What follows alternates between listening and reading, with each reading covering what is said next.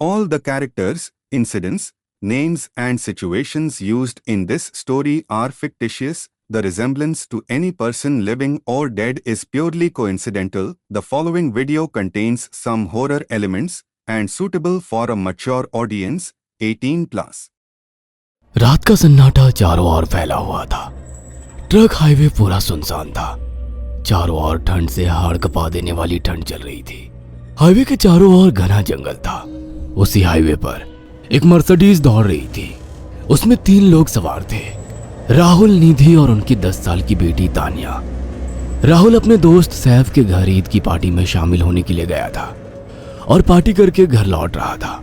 निधि ने मुस्कुराकर ड्राइव करते हुए राहुल से कहा, कुछ भी कहो राहुल, आज तो ईद की पार्टी में मजा आ गया।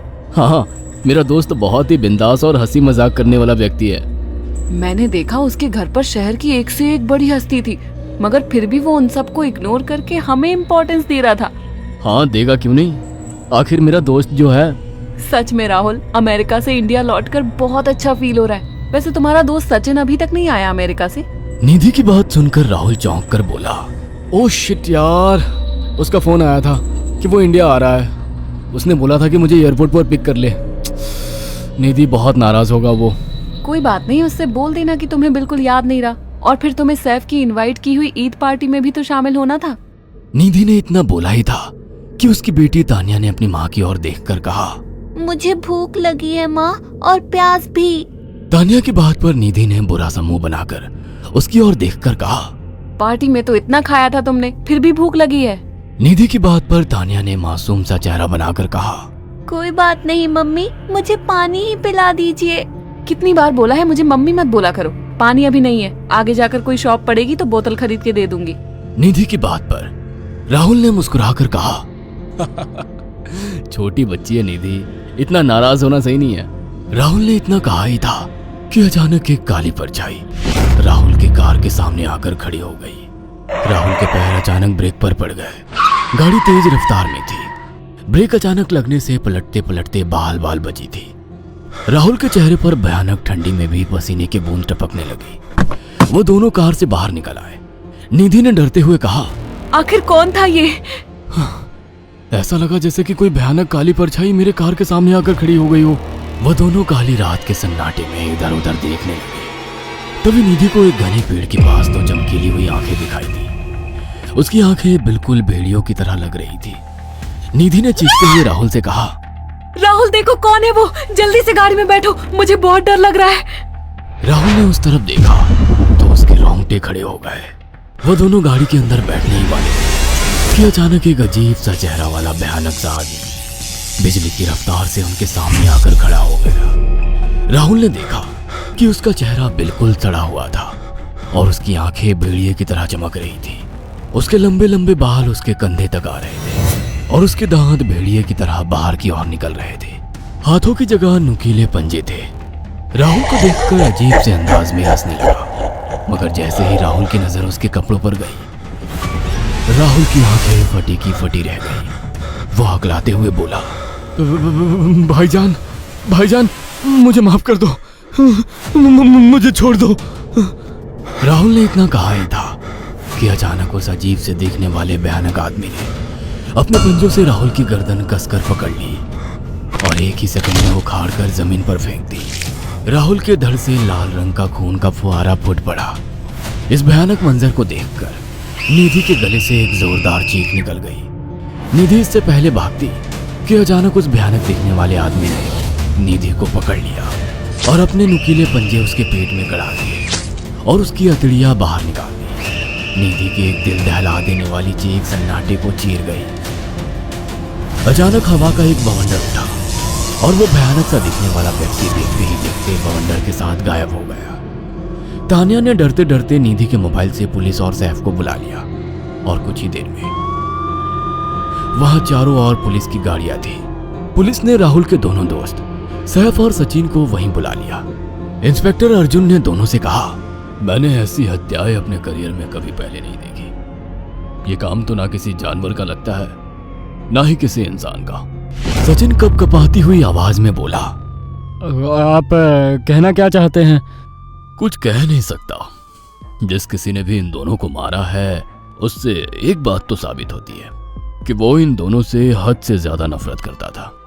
अब सारी सच्चाई तो यह बच्ची ही बता सकती है। इतना बोलकर इंस्पेक्टर अर्जुन तान्या के पास चला गया, जो बेहद डरी हुई थी। तान्या ने आंखों देखी सारी घटना इंस्पेक्टर अर्जुन को बता दी। तान्या की बात सुनकर इंस्पेक्टर अर्जुन कंफ्यूज चेहरा लेकर मोबाइल पर किसी से बात करने लगे। सचिन इंस्पेक्टर के पास आ गया और सैफ भी डरता हुआ इंस्पेक्टर अर्जुन के पास आकर बोला, क्या हुआ इंस्पेक्टर? तान्या ने क्या बताया?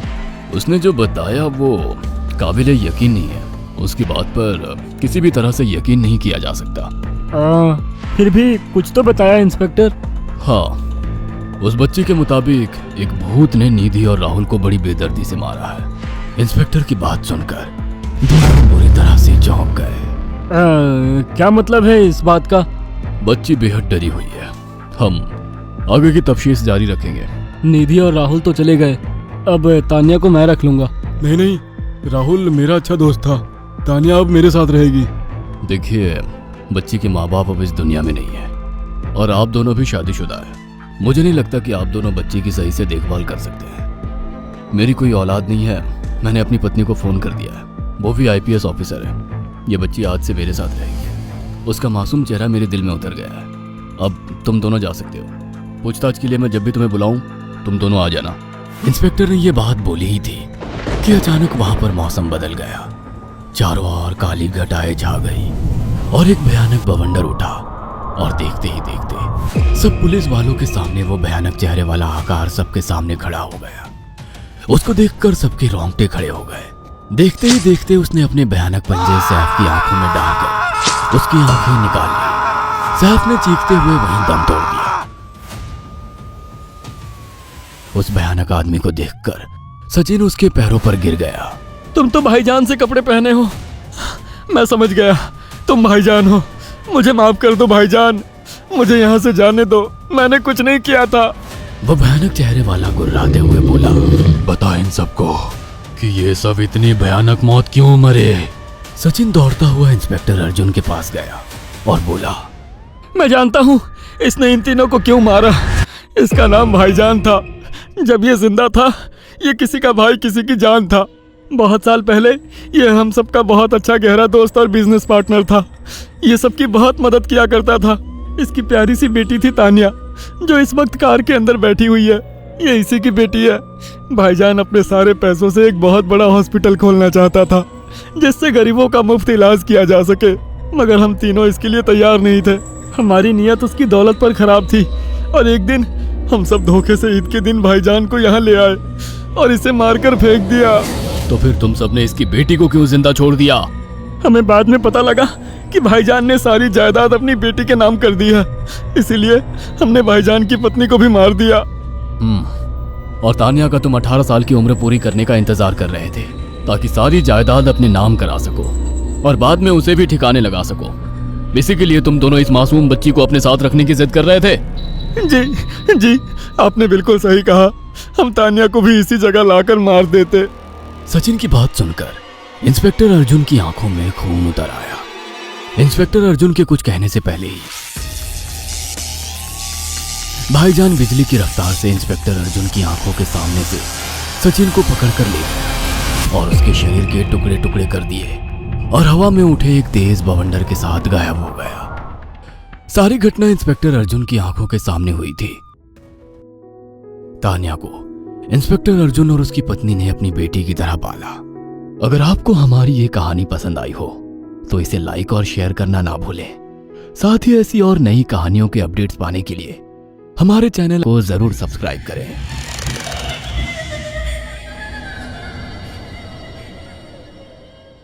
अगर आपको ये वीडियो पसंद आई हो तो इसे लाइक करें, शेयर करें और हमारे चैनल को सब्सक्राइब करना ना भूलें।